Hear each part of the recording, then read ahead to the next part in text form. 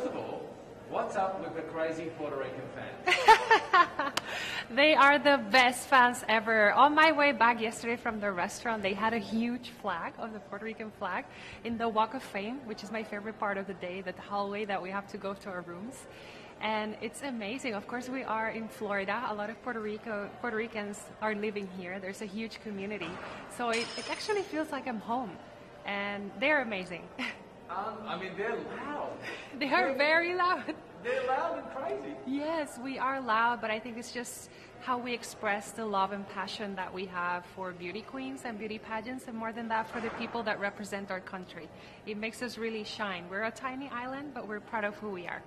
Why is it? What is it about the pageant world that you think you love so much? I think it's about celebrating women in general, and in my case, Puerto Rican women. The Miss Universe is a platform that, for the entire history, it's about celebration of women, but we've seen a transition. It was before about how beautifully physically a woman was, and now there's a lot more opportunity to consider the integrity of a woman as a whole, human being. And I think that's something that inspires a lot of people, and that's something that a lot of people feel happy to celebrate.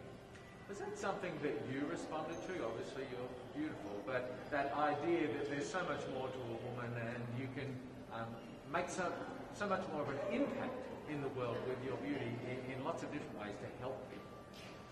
Yeah, definitely. I think when we talk about beauty, I actually see beauty as a privilege that we don't often talk about. Because when we talk about beauty, if you meet the standard of what's to be beautiful, you often get a lot of trust, you often get a lot of acknowledgement, better treatment sometimes. And I think we need to be very aware of that and learn and think, how am I going to use that to precisely give a good message and to inspire people to see more than just physics. And I think it's a challenging part, because with beauty standards, there's always this experience of maybe intimidation from other people. So it's always a challenge of thinking, me as a queen, how am I going to make it so that people feel comfortable enough to want to get to know me, to want to get to know my story, and to want to get to do their own path as well in whatever it is that they feel passionate for. And how then do you adjust when you're dealing with people, in the regular world? How do you adjust your approach to sort of gain confidence, trust, get their support? What do you do? I think it's about keeping in mind that even though you're carrying a title and there is a responsibility with it, there is a huge need to connect with people. And to connect with people, you need to be real. You need to be aware of the struggles of your community. You need to know what are their needs. And if you have that on your bag, then you for sure will be able to connect with anyone. What are some of the moments in your, Miss Puerto Rico reign? Some of the moments that have been really special to you? I have to say, I've been loving the rehearsals. Before coming here, I got the chance to work with a famous choreographer in Puerto Rico, just to work on my presence and on stage. And now that we are rehearsing and doing the dances for the music Pitbull will be singing, I have been having a blast. And I love that because it really has showed me that I had many things that I didn't even know that I could enjoy and do well. And I think that's one of the positive things of this platform. It's not only about, okay, this is me, this is my story, this is what I've done.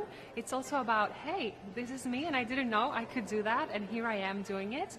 So it's very, very inspiring.